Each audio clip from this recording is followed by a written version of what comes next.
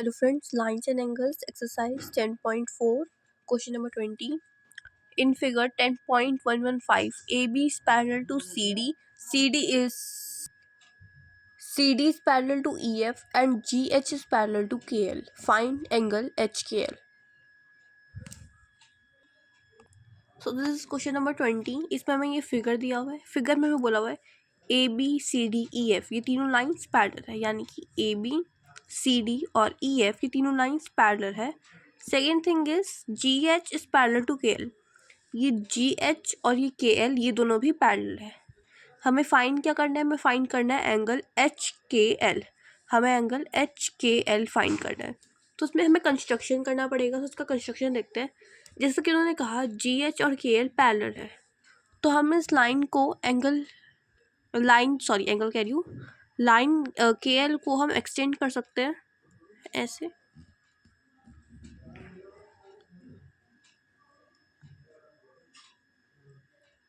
हमने इस line KL को एक्सटेंड कर दिया है, तो हम इस लाइन को पॉइंट P मान लेते हैं. सो हम कंस्ट्रक्शन में लिखेंगे एक्सटेंड LK. हमने LK को एक्सटेंड किया है. Extend line LK to meet line GF to meet line GF to meet line GF इस लाइन से एट पॉइंट P.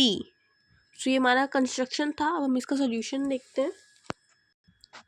सो अब हम देखिए इस फिगर को CD और EF यहाँ पे पैरेलल है. यहाँ पे एक Z बन रहा है. सो ये 60 डिग्री. Z में क्या होता है? alternate interior angles are equal. So if this is 60 degree then this is also 60 degree. तो ये भी 60 डिग्री होगा. तो हम इसको लिखते हैं यहाँ पे from figure CD parallel to GF, so alternate angles are equal.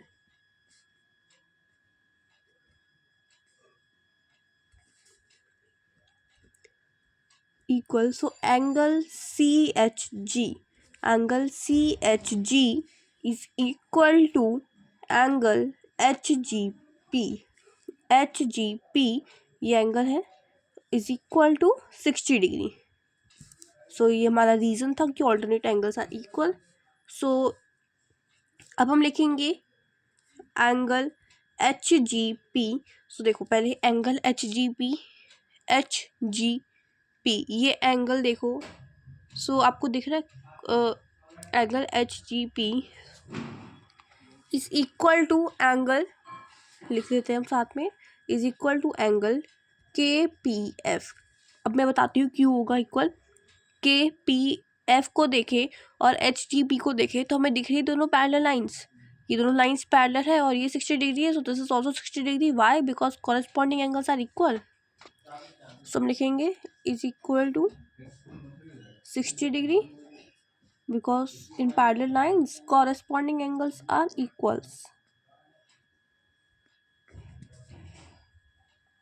Angles are equal. So हमारा एंगल KPF आ गया 60 डिग्री. So now अब हम लिखेंगे hence angle KPG is equal to 180 minus 60. तो 180 minus 60 is equal to 120 degree. तो angle KPG भी आ गया 120 डिग्री. लिख लेते हैं angle KPG is equal to 120 degree. So तो अगर KPG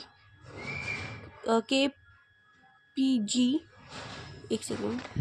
सो अगर एंगल KPG 120 आया है, सो हमें दिख रहा है KPG, ये हमारा KPG है. सो वो एंगल AKL कितना होगा? वो भी 120 होगा. एंगल AKL क्योंकि कॉरेस्पॉन्डिंग एंगल्स है ना, कॉरेस्पॉन्डिंग एंगल्स इक्वल होते हैं KPG और AKL. तो this is equal to this is because corresponding angles are equal. So हम लिख देते हैं angle KPG PG is equal to angle AKL is equal to 120 degree because corresponding angles are equal.